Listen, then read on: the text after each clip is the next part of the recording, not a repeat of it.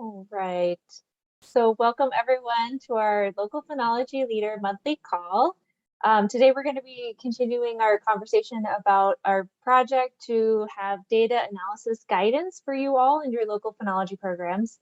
But before we get into that, we like to just kind of go around, and because not all of you know each other, you could do a brief introduction, and then anything that you want to share about your local phenology programs or anything else would be awesome. And for those of you that I haven't met, I'm Erin Postumus. I'm the outreach coordinator for the USA National Phenology Network. So I work with Sam here and in Tucson, and you'll probably get emails from me if you haven't already. I do a lot of the partner newsletters and the campaign newsletters and things like that. So I'm glad to meet you all. So I will pass it first to Nanette. Okay, well, I'm Nanette Kick, and I'm the education director at Betty Ford Alpine Gardens, and I get the pleasure of sitting at the front desk today. But there's nobody visiting us because they're tearing the road up right in front of us. So it's pretty quiet, which is nice. So I can sit here and talk with you guys.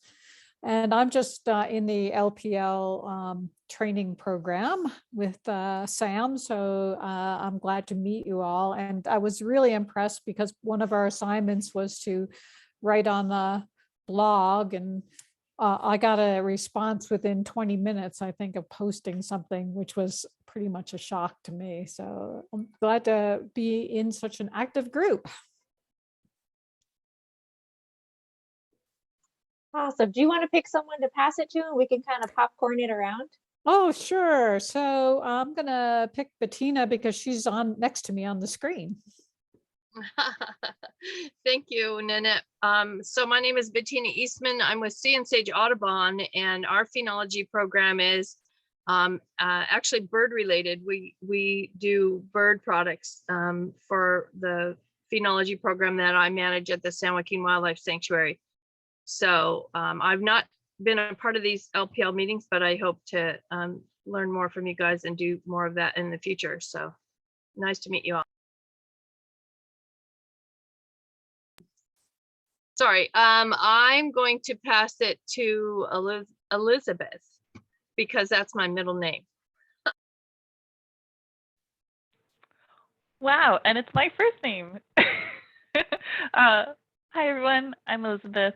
I am in Vermont, and I'm part of the Forest Health team for Vermont Forest Parks and Recreation.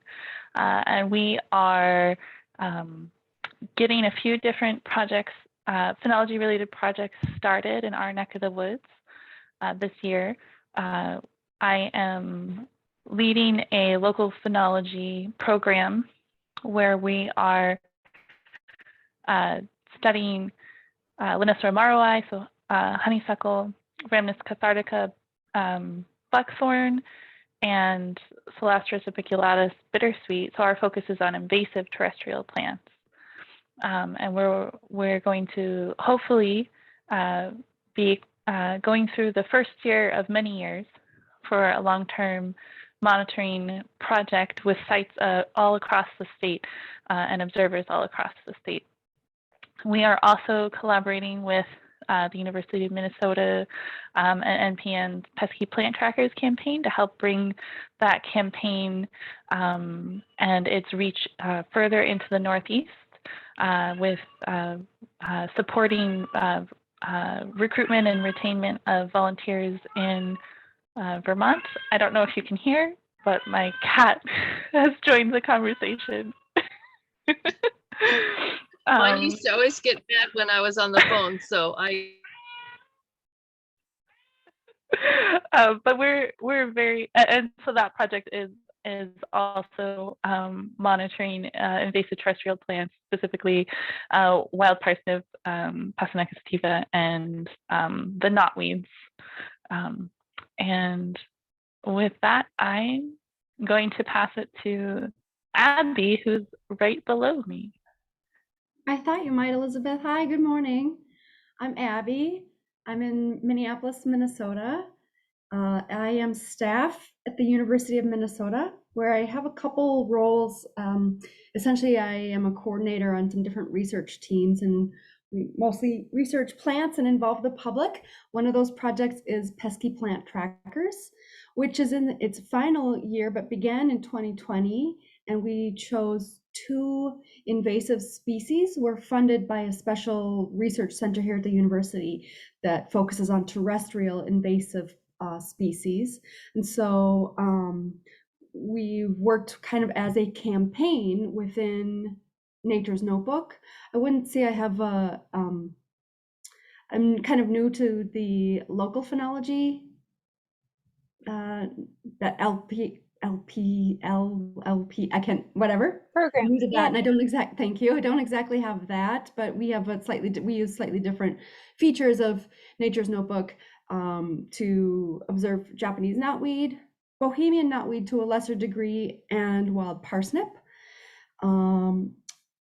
And yeah, that grant is wrapping up this year. Is our last year of data collection, and it's been really, I think, very successful in many ways. And to that end, we're kind of looking at like, how can we use the model and what we've learned to do something next, find out what comes next. So our team is kind of consulting with people in state agencies and some of our partners where we've had some experimental sites and figuring out what comes in the following years.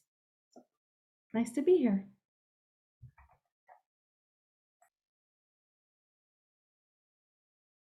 And I will pick Lena.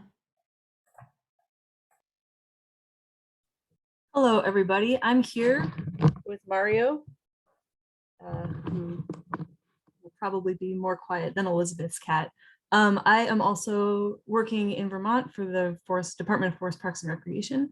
Alongside Elizabeth, we have 3 phenology programs going through our state, and all sort of focusing on like overlapping but different features of invasive plant phenology in Vermont. And it's super interesting, and I'm excited to be here. And Mario also is excited to talk about plants. He spends most of his time listening to me talk about plants, so it works out pretty well. Doesn't look very excited. Looks a little sleepy. That's probably better. I think usually when he gets excited, the sharp bits come out, and I would prefer to have him sleeping. But I was watching a video on my phone earlier, and it had bird calls in it, and his ears perked up, and he like, I have never seen him respond like that to a recorded sound before. It was pretty cool. Anyways, that's neither here nor there. Yeah, I'm excited to chat about phenology, and I will tag Sam. No, you already went. Did you already go? No. Great, Sam. Hello, so I'm Samantha Brewer. I'm the new volunteer engagement coordinator at the USA-NPN. So yesterday was like my 2nd month here. So I'm really excited to be here and engage with you guys. Yeah, thank you. I did have a local phenology program at the Reed Park Zoo. So I work with them too to continue it, and that's been really fun. But I'm just really excited to be here with you guys and support you guys and help you out and make sure all your programs are successful. And I think Nick can still talk, so I'm gonna popcorn it over to Nick, and he is also in our course. So, and I've already entered your grade for being here today. Great, thank you. Hold on a second here. I'm gonna get my picture here. All right, so my name's Nick Kunz. I'm with the Skagit Conservation District in Northwest Washington. As you can see behind me, I'm on trail. I'm about to go make some observations. And I'm looking at 3 tree species, primarily to track the seed development. I work with a number of nurseries and landowners on their reforestation projects. So I'm hoping to develop some guidance, some local guidance based on the local phenology. So hopefully you guys can kind of see a little bit what's going on here. But So Nick, Anyway, what species are you monitoring? Yeah, so I have two conifer species. One is Thuja plicata, which is western red cedar, very iconic species up here in the Northwest. And another one is Picea, I can never say the Stachinus, which is Sitka spruce.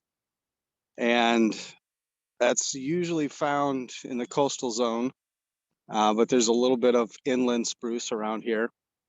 And then also big leaf maple, which is one of our more common hardwood species. But I'm working with folks that are actually tapping it for maple syrup.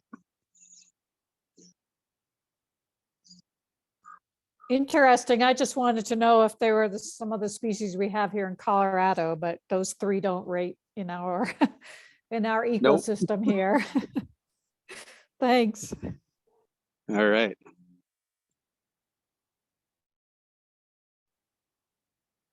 Is there anyone else left to call on? Yeah, I think Bettina, right? And then Gail is on the phone as well. Actually, All right, I let's went, go. but Oh, you did? I didn't Oh, mention sorry. that I'm in. Yeah, but I'm not. I didn't mention I'm from California. So Cool. Yeah. And then Gail, I don't know if you can talk to us from the phone. Hi, everybody. I'm Gail Bishop. I'm the coordinator for the Gulf Coast Phenology Trail located in Ocean Springs, Mississippi. And I'm in a parking lot right now under some big live oak trees. But we've been observing focal plants plus additional plants across the Gulf Coast into southeastern Louisiana. We have also added another component, and that is called time to restore, connecting people, plants, and pollinators. And so we're trying to get that in areas across the South Central CAS, Climate Adaptation Science Center. So kind of busy, and right now I'm getting ready for our Earth Day celebration and trying to get some more volunteers to go out and observe, and that's tomorrow. Awesome.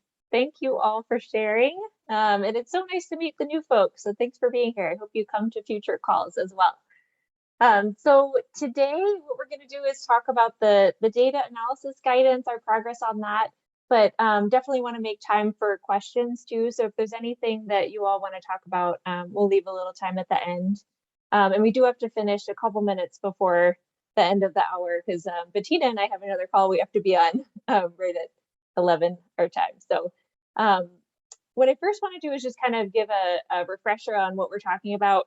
So the objective of this project we're calling the Data Analysis Guidance Project, we should come up with a better name for it, is really to support you all, especially the people who have been doing their programs for many years now. And you have these great data sets, but you don't really have either the time or the capacity or the skill set to understand how to analyze your data. And I know a lot of you have some really great questions that you're trying to answer with your phenology data, but it's hard to get to that point where you feel like, do I have enough data? Can I answer the questions? How do I even start to know how to answer the questions? So that's really the objective of this project here, is to help you all get to that point where you feel like you can start answering those questions yourself. So we started last month with a brainstorm session where we came up with this Google Jamboard here. We first started talking about what are the kinds of questions that you're trying to answer with your phenology programs. And so I started to kind of group these into different types of questions here. And they kind of were falling out into ecology, biology questions, questions about species and timing, kind of baseline information about what's happening. And then questions about trends over time. A lot of people are wondering about, is climate change impacting my site and my species? And there are different versions of that, but are things shifting over time? Are we seeing that trend in things shifting? And then also identifying the specific things that are causing things to shift. So can we say that there's a relationship between temperature and leaf out, or precipitation and flowering? And how do we start to see those relationships? We also got into quite a bit about data quality. So things that have to do with when you do your observations, you know, how do I tell my observers how frequently to go out to observe, or making sure that everyone's reporting the same thing. But then also, how do I do data quality when I have my data set, to know how to clean it up? How do I identify outliers or know if the data is bad, that I need to throw it out? How do I use those prior no observations to kind of restrict the onset information that I'm going to keep when I do the analysis? Even how do I use intensity to know that maybe there's a small blip in flowering, but I really am interested in the main peak of flowering that happens. So we had a good conversation about that. And then we got into what are the barriers that you all have encountered. And we had a lot of different things that came up, things that we can't really control here, but the time to do it, the staff capacity, but then also limitations on the platforms. So not having access to Excel, or not knowing how to do things in Excel. How do I sort and filter and use pivot tables and things like that? How do I have enough data? I don't know if I have enough for the right kind of data. And then these questions about not knowing how to remove the outliers and do that data cleaning. And then just the basics of how do I understand the data files that I get from the NPN website. And then we also talked about if we were to give you guidance on doing data analysis, what kind of format would you like for that? Would you want to have learning modules? Would you want to have you know, videos in addition to text documents? Something that's come up is if I only have one screen that I'm working with, I need to print something out so I can look at the instructions and then be doing the thing in Excel while I'm working. And then we also talked about existing information that, or tools that are already out there. So what are the different calculators or programs that I could potentially leverage that might help with some of these statistical analyses? And then this slide just has a couple of things that came up that weren't necessarily related to the data analysis. It's things that we didn't want to lose track of, but it might have more to do with what guidance do we need to give to the data end users that they don't know what your program is doing. I know Bettina has brought this up before, but how do we give context to these data users about what was actually going on? Are we sure they're going to look at the comments field to know, you know, those details that you put in? Maybe we can instruct them, you know, make sure you look at the intensity data so you can pick up on not just a small amount of flowering, but knowing that it was actually 100% of the flowers were open and things like that. So other things here too about the visualization tool, things that we could improve about that might be a little separate from the data analysis guidance. So I welcome, if there's other things that you feel like aren't represented here, definitely let me know. We can share this link in the chat too. I did send out these questions via a survey as well that went out in our partner newsletter. So in addition to our calls last month, we've gotten a few other people that have given feedback on this, but we're still open to hearing more, and we can definitely incorporate that into the outlines that we're starting to make for the learning modules and things like that. So I don't know if there's anything in the chat or if anyone wants to say anything right now, but feel free to jump in if you have a question or comment.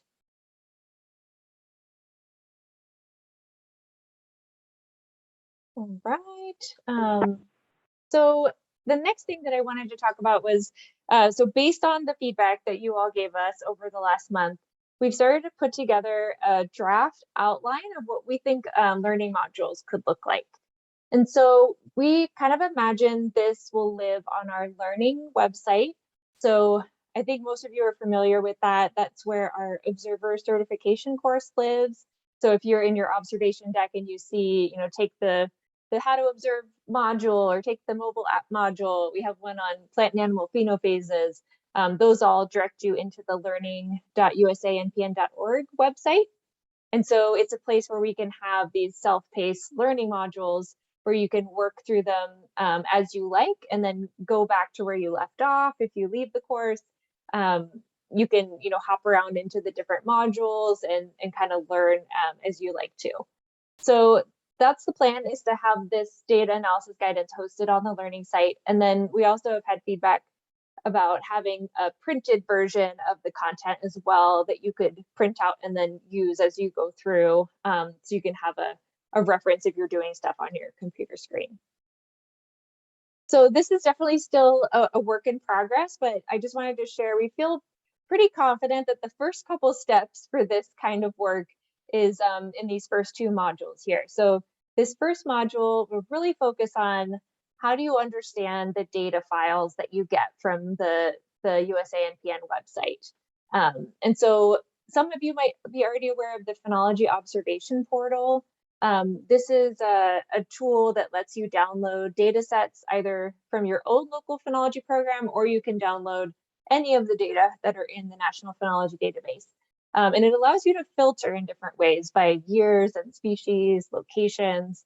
And so it's a pretty powerful tool to be able to download a data set, but when you open the file, sometimes it's kind of overwhelming because there are a lot of shorthands for the column headers and things that might not be very intuitive.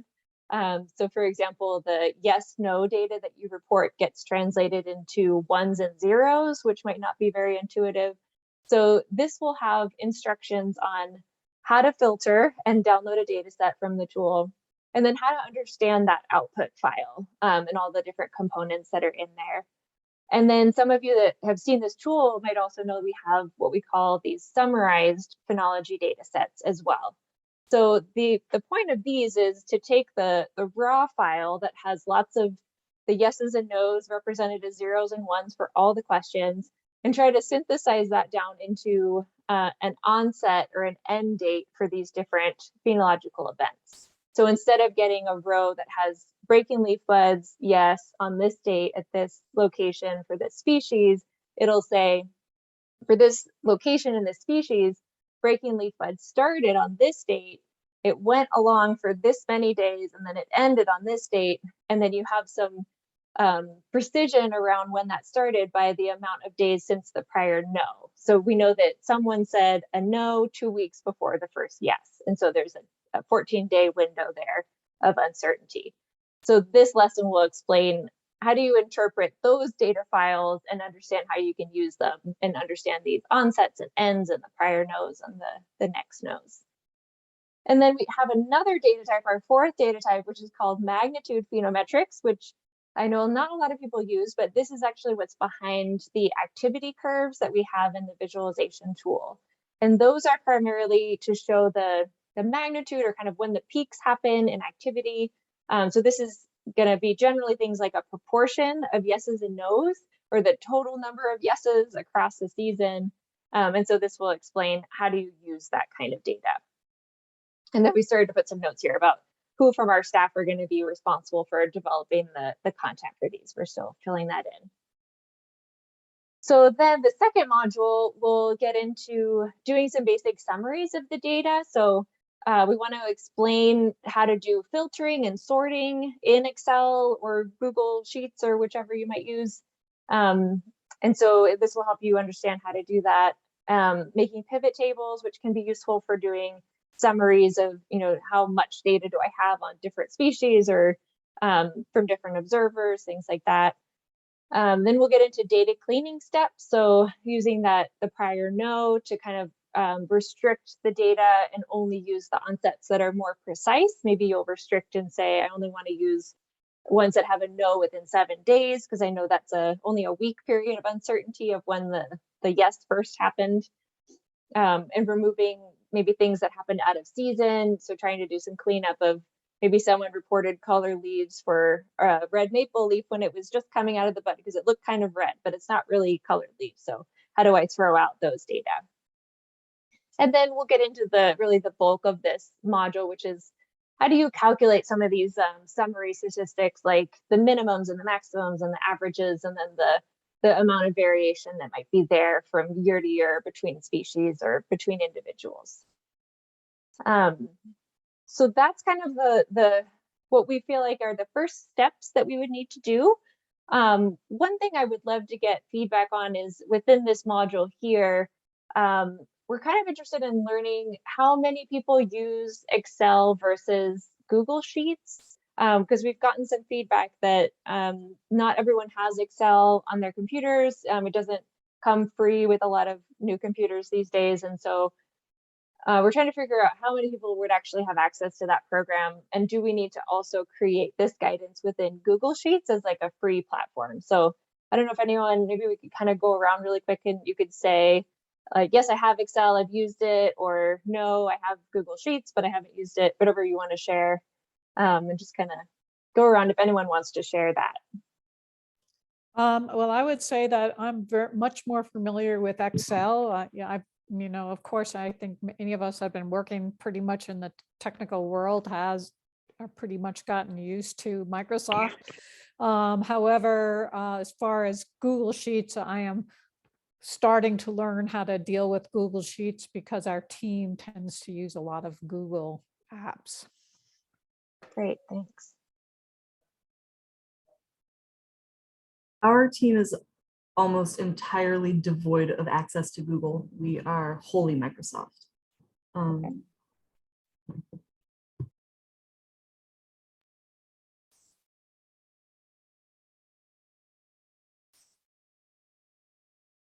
I could ask this question to Baiju. I think a lot of this meeting actually is more pertinent to my colleague Baiju, who is our data modeler and analyst statistician. So what I see coming from him tends to be Excel, but I can ask him. Okay. I saw Nick put up, he uses both Excel and Google Sheets.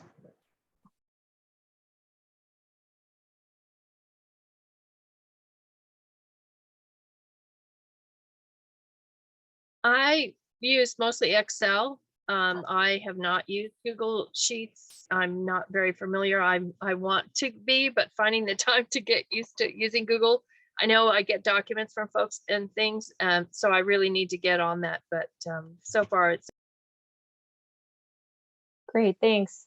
Yeah, it helps us to kind of prioritize, like, should we take the time to make all this guidance in both platforms, or if most people have access to Excel, should we just do that first and then get to some of these more advanced modules and then go back later when we have the time and do Google Sheets as well? It seems like it's kind of leaning in that direction, so that's really helpful. Thank you. Is it possible to pull Excel data into Google Sheets? Because I think that might be the way for people that are totally Google to handle it, because that's kind of the way we've been dealing with it here at our offices. Those of us that are using Microsoft products just let those Google people figure out how to deal with it. Yeah, exactly. Yeah, and I don't know how similar all the menus and the buttons are, but the thing that I was concerned about is you can definitely pull, I think, an Excel file into Google, but if we're giving instructions like go to this menu and find the sort button and then do this, it's not going to translate exactly into Sheets. So we could provide the instructions for how to do the same thing in Sheets, but that would be like more work to make all the videos and stuff. So it seems like maybe it's a little lower priority, and maybe Google Sheets people already know kind of the equivalence. So we could at least say, here's something to get you started, and let's send them to a website that already kind of compares the two platforms or something like that. Cool. So then after we do the basic stuff, and this might be enough for some people, if you're trying to make an annual report and you really just want to know, what's the average bloom time for these species that I'm tracking, and how do I say that we're trying to just kind of tell people the average timing plus the amount of variability that you might see from year to year. That might be enough, and you could end with module 2 and then not have to worry about the more advanced stats.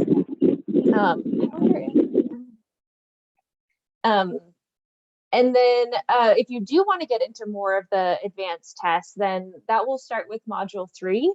And then we'll have basically an overview module that tells you how to determine what is the right test for the kind of question that you have. And we're envisioning this as a table. This was Sam's great idea to have a table that will clearly lay out, these are kind of the common questions that people have that they're trying to answer with their programs. And then this is kind of mapping you to the right test that you might want to run. And then once you figure out, okay, I need to do a t-test to answer this question, then you could go to module 4 and take that module and learn what you need to about how to do that. And so for the kind of stats tests modules that we have here, we're not going to be super comprehensive in like teaching you how to, understand statistics, because it's a lot, and there are a lot of other people that have already done a great job of that. So what we're hoping to do is outline the basics of what you need to know about why this test is relevant for your question, and how to do the test, and then how to understand the result that you get. But if you really want to get into like the guts of what this is, then we'll probably send you to an existing resource that already does that to learn more if you really want to like get a great handle on it. So that's kind of the plan. And then we also have on here some other ideas that we still need to figure out how to integrate as we're fleshing out these modules. But the data quality stuff, we need to make sure we address different things that have come up. There's also something that came up yesterday, which is more in line with guidance for sampling design. So based on the question that I have, how do I know how many sites or species or individuals I need to start monitoring? How do I know how often I need to monitor my plants or animals to be able to answer that question? So I feel like that's kind of a separate module that might be in the same course, but it will be a little separate from the other things. And then another thing that came up yesterday was how do I, if I want to compare like 5 different geographic areas in my state, how do I separate out my data based on the lat long information to be able to do that analysis and kind of put the data into categories of locations. So that's something else we can look into. Yeah, Bettina? Is this outline, and forgive me if you sent this, but is this outline something you've sent to us for this meeting, or is this just what you've gathered from yesterday's conversations? Yeah, great question. So this is kind of an internal document right now. This is a working document. This is kind of a sneak preview for you all of where our thinking is, because we definitely want to get feedback on if we're going in the right direction on this. But we imagine this will be like fleshed out a lot more before we would share it. And then this will be mostly for internal purposes to help us develop the modules. So I think what most people will end up seeing on the external side, you all, is the modules as we develop them on the learning site. But I just kind of wanted to show you what our plan is to find out if there's anything missing, or if this seems like the right order of things, and does it seem like something that would be helpful for you all as you go through this process. Okay, because the things you said, that some other things that came up that weren't quite, I think you said maybe needed to be fleshed out more in module 6. I didn't really see, because my concerns have always been about how to exclude other factors that may be affecting the data, especially because we're doing birds. There's, construction and plant trimmings and all kinds of things that could affect birds and the phenology states that they're in because of plant removal and so on. So I wasn't sure if that was part of something we would have access to. Yeah, that's a great point. Yeah, I don't think that's exactly captured here. So that would be something like how to consider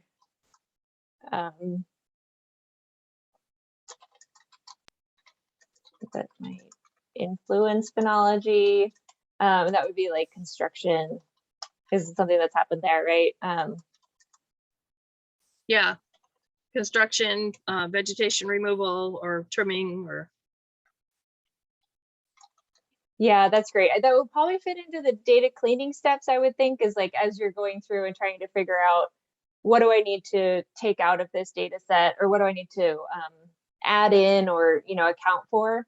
I feel like it would probably be in that step of things, which would kind of fit into this here, where you're like doing the summaries and figuring out what's in my final data file that I'm going to analyze.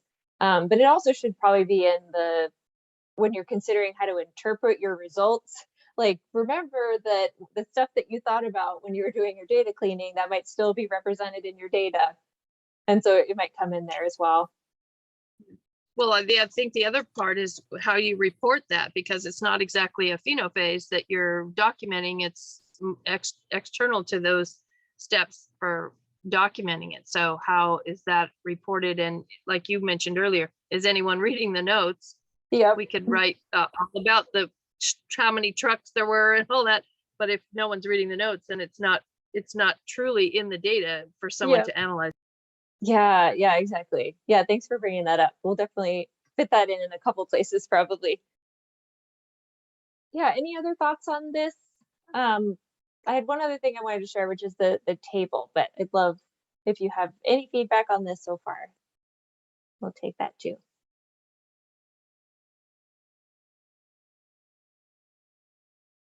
Okay, so the table that we've started to, oh, Nick, yes. Sorry, there's a plane that just flew over my head. It would have been really loud. You mentioned that there was going to be a tool if you type in your lat long. Is that going to be tied to some sort of climate variable, or how does that work? Can you kind of elaborate on that? Yeah, so what I was actually talking about was a way to take, so the Excel file that you get has lat longs, and those are associated with your site. So all of your plants are registered at your site lat long.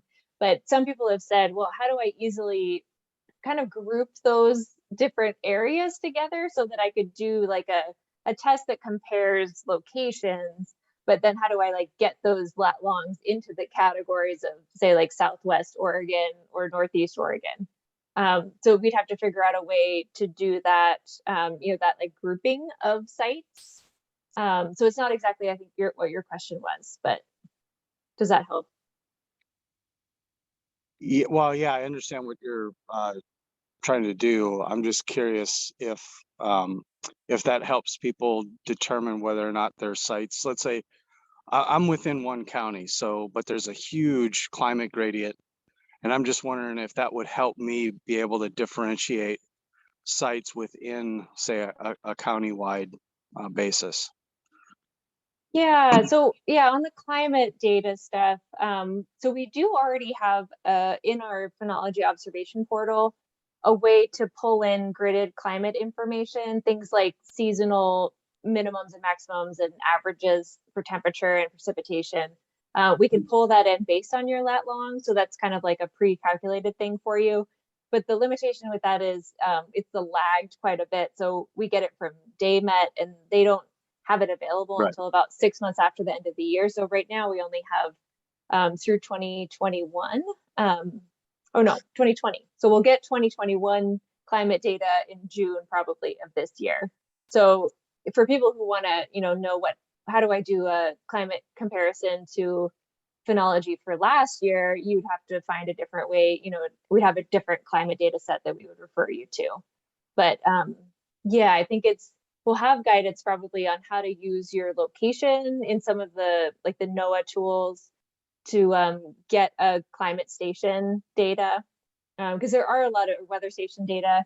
There is a lot out there, and it's just figuring out the steps for doing that and pulling down a data set based on your location. Okay, thank you. So that would probably be, maybe that's a different module when it comes in. I don't know if it's like a climate specific one or it's like guidance for some of the tests where you might be pulling in climate data, but that'll definitely be part of this. Great. So with this, the table, this is just a rough outline. We're still working on this, but basically what we're trying to do here is show you questions of, common questions that have come up that where yours kind of might be one of these questions or similar to one of these, and then give you guidance on how you would answer that question. And so we're going to still flesh this out a little bit more, and eventually it'll have kind of a more general statement about what you're trying to do, and then more of an example question. So this is kind of a combination of those right now, but it'll be something like, if you want to know about the average timing for a phenology event, and a specific question might be, what's the length of bloom time for a saguaro in Arizona? That could be an example question, and then it'll go through, probably not in this level of detail. This is more for internal uses right now, is to help us think through like, okay, what are the steps of how we do this? But this kind of information would mostly be in the module itself, but we would tell you, go to module 5 to answer this question. And then the module 5 would go through in a lot more detail, how do you do these steps and what are the different tools or the calculators you need to use to get there. So we have a lot of questions in here that were mostly ones that you all kind of told us about last time. But I'd love to just spend a few minutes and maybe we could go into a couple breakout rooms for about 10 minutes now. And I'd love it if you could just kind of go through this list of questions. And then the things to be thinking about are, is your question reflected here? Or is there something else we can add to make sure your question is represented? And then, is this something that you feel like you could use? Is there anything missing here? Or I know this is too detailed here, but is there anything we can add to this that would kind of help if you're in this module 3 here, figuring out how do I need to know which test to answer the question that I have to direct you to the right module? So I will put us into breakouts and then hopefully I'll try to broadcast the link out. It didn't really work yesterday, but at least we can pop into the different breakout rooms and make sure that everyone has this link. But oh yeah, I put the link out just now, Erin, so that people can open it. And then yeah, as we go into the breakout rooms, then you can open it and look through it. Great. Okay, so I will let's do 3 breakout rooms and then just for 10 minutes and then we'll come back and then talk a little bit about it, what you talked about. So, okay, doing that.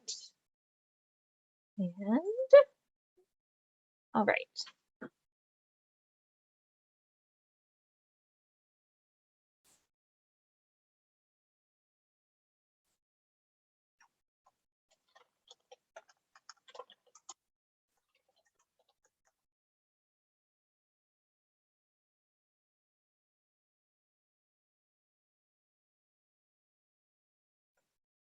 Hey, Erin. Hello. You guys ended up in the same room together randomly, but maybe that's okay. No, I think it's convenient because I already know that we work well together. But yeah, so I've opened the Google Doc that Sam, does she prefer Sam or Samantha? Do you know? Oh, you can call her Sam. Okay. But yeah, I have opened the Google Doc that Sam provided, and we're just looking at the questions, right, to see if there's anything missing from there that we would want to ask. Yeah, I think we want to make sure this is a pretty comprehensive list. So if there's anything obvious that is not here that is your question, we can add that at the bottom.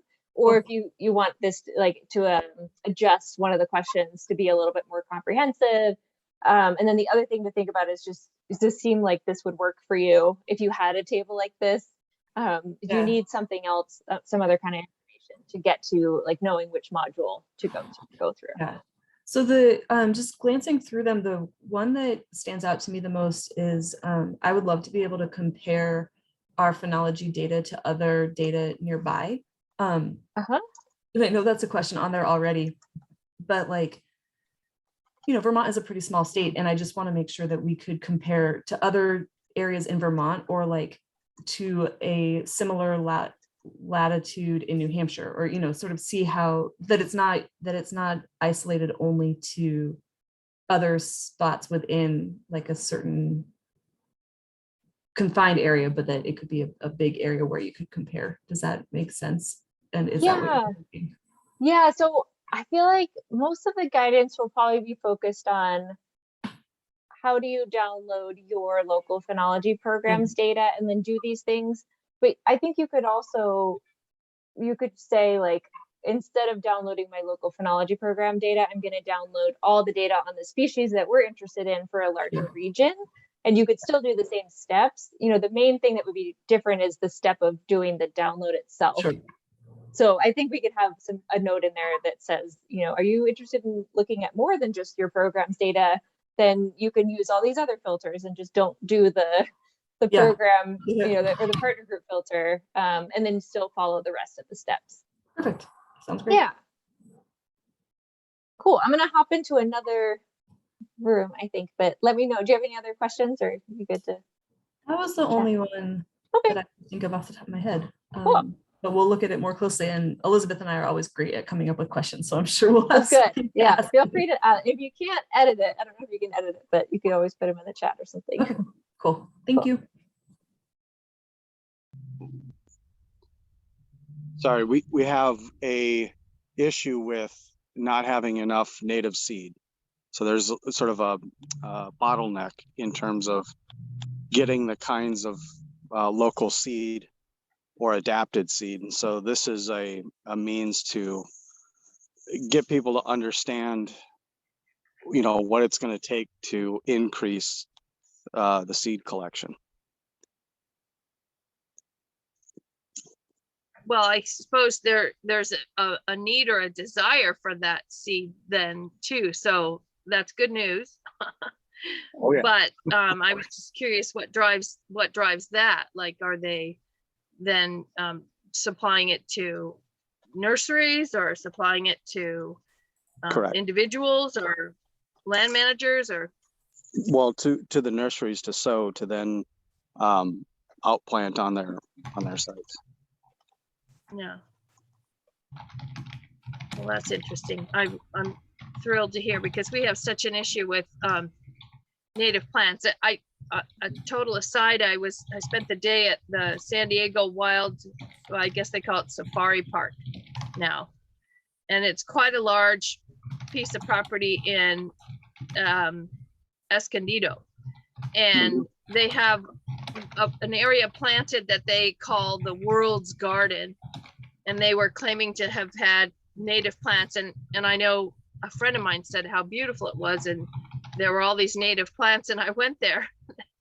There are plants from Mexico, and well, at least it's close by.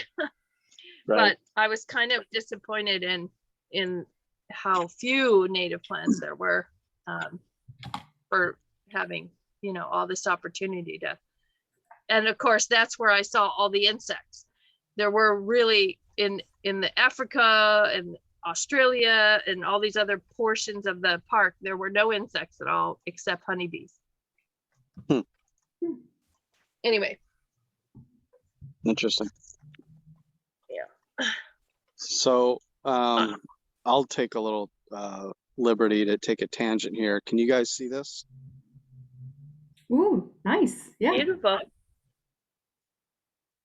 So this is Ooh. the big leaf maple flower. Wow. And we can see leaves come out. These leaves actually get, probably close to 8-9 inches. Wow. So pretty big, probably like 4 times this size at least. I think that's our maximum maple leaf size here in the mountains for box elder. Yeah. Little. Yep. So Cool. anyway, I love to see it. yeah.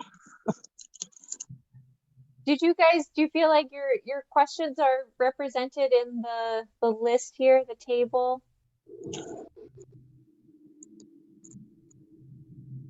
Well, I think we were kind of all a little bit feeling like we were at a loss, because this is my first meeting. Abby said it was her first meeting. Yeah. And Nick too. Yeah. too. And Abby said this isn't really the part of her responsibilities for her organization, and truly not necessarily mine either, but we're trying to change that. And because our project isn't geared for any work that we're directly doing, we really don't know yet who's using our data set. Mm-hmm. So I think maybe to have I would need a little more time to brainstorm on what questions need to be represented, but I can certainly do that and send you some. Yeah, that would be great. Yeah, and it's okay if you don't have a question exactly. One way to think about it might be, like, because you know your data set better than anyone, like, what do you think could be answered with the data that you have? And that would kind of help us to know, what are the options? Because really what we want to do is use this table to know what modules we need to make. And so first we need to know what's the span of all the different kinds of questions that you would ask. And then we'll know what kind of tests you need to do to answer those. And then we come up with the modules. So yeah, it's really kind of like a brainstorm still at this point of what are the different questions that you could answer or you think should be answered with your data. Mhm. So Aaron, I'm just thinking, I'm wondering, do you get folks asking about, you know, like the ratio of flowering to seed? I mean, that's one of my specific sort of interests. Is I'm just thinking, because you have in the it's the phenophase definitions. Yeah. You have you know, buds breaking less than 3 and so on. So I'm just wondering if that can be leveraged or utilized by folks to see if there are changes in the volume of seed being produced. Yes, there some I like sort of that. Yeah, correlation? I don't think we really have that represented. That could be like, it's like the fertilization success of the flowers, you know, like how many of the flowers turn into seeds. Right. Yeah, you could answer that with the data if you collect the intensity data. Okay. Another thing that made me think of is we've been hearing about frost damage lately to some of in the mid-Atlantic. There was a cold snap a couple weeks ago. And so that might be another one is, can you detect the impact of these external factors like a freeze or like a insect outbreak? And can you see that in the phenology data? And how do you know that that actually impacted phenology? Right.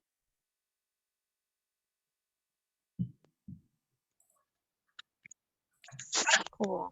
I'm gonna actually close the breakout rooms in about a minute, so I'm gonna go back into the other room, but about 60 seconds left. All right. Well, Oh, hello.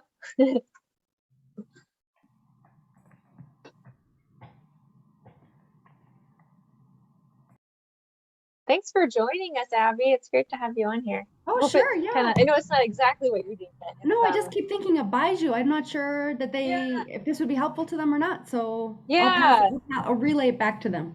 sounds good.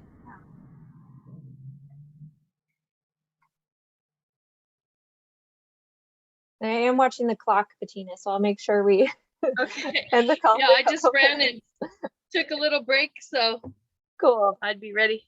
All right.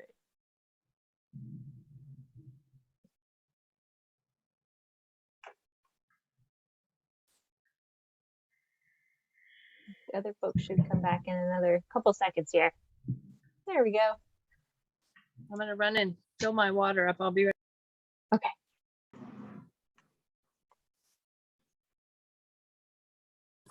All right. So how did that go? I popped into every group that except for the one Sam was in. So I don't know if you want to share back what you guys talked about. So what we kind of talked about is Nanette is she's in the class right now, so she's learning a lot about it. So to her, this is like, oh my gosh, it's just like a whole nother level. But she said that any questions that she had would be on there, and that and even more so that she never thought of. And then she did have a question though, if it's okay to ask about it, but I'll let you ask it, Nanette, because it was about Project Budburst. Yeah, so when we were first starting last year, considering collecting phenology data, we started out thinking about budbursts, of course, since we're a botanic garden. But when I did the research into it, it looked to me like I really like the NPN descriptions of what the different phenophases are and the data sheets to collect. So we started out kind of using both, but we ended up just using the NPN data sheets because they're much more, in my opinion, user friendly. And but then I realized that Budburst is just reports their data to you. You know, you're the National Phenology Network and you collect data from a lot of different people. So I was just wondering how the relationship between Budburst and you Yeah. work. Yeah, it is a question we get a lot. And it used to be that we were a little more closely in contact with them as we were both developing our programs. And they were kind of more focused on the education side of things. So how do we enable, classrooms from K through 8 to do this kind of work? But we've kind of diverged over the years, and so there's more similarities. Unfortunately, we don't import their data. We don't import data from Bedburst or other programs like eBird or anything like that. We all kind of have our own databases. So that's definitely something we're aware of, and we're trying to work on, how do we use the data sets together, because they are complementary, but we don't have a way to import the data at this point from there. So they are kind of separate programs that do a little bit different things. Okay, just curious. Yeah. So we do have to kind of wrap up here, but I welcome you, if you think about other questions later, you can either email Sam or I, or you have access to this document so you can add to it if you'd like. And we'll probably put another call out in the next partner newsletter to ask for some more ideas too, and kind of let people know about the progress. A couple things that came up in one of the groups, I think Nick brought up one question that's not represented here, which is about kind of how do you know how many of the flowers turned into fruits on plants? And can you measure that as like a ratio of successful fertilization of flowers? So that's something what we can add in as another kind of question. And then it made me think of the impact of freezes and things like that, and how you would be able to measure that and know that some external factor like freezes or insects impacted phenology. So those are a couple things that we could add here. That's really cool, especially if you're monitoring the pollinators as well. I really like that question. That's great. Yeah. So any last thoughts before we close the meeting? I really appreciate all the feedback. It's just so great to hear from you all that it seems like we're kind of on the right track with the module development, and we'll definitely keep getting feedback in future calls and through the newsletter and things like that as we develop these. But it's just great to be able to kind of develop them with you all, because you guys are the ones that are going to be using them. So thank you so much for the feedback. Thank you. All right, well, take care. Have a good weekend, and hope to see you next month. Thanks. Thanks. Thank you. Bye. See you in 2 minutes. Yeah, see you in a few minutes.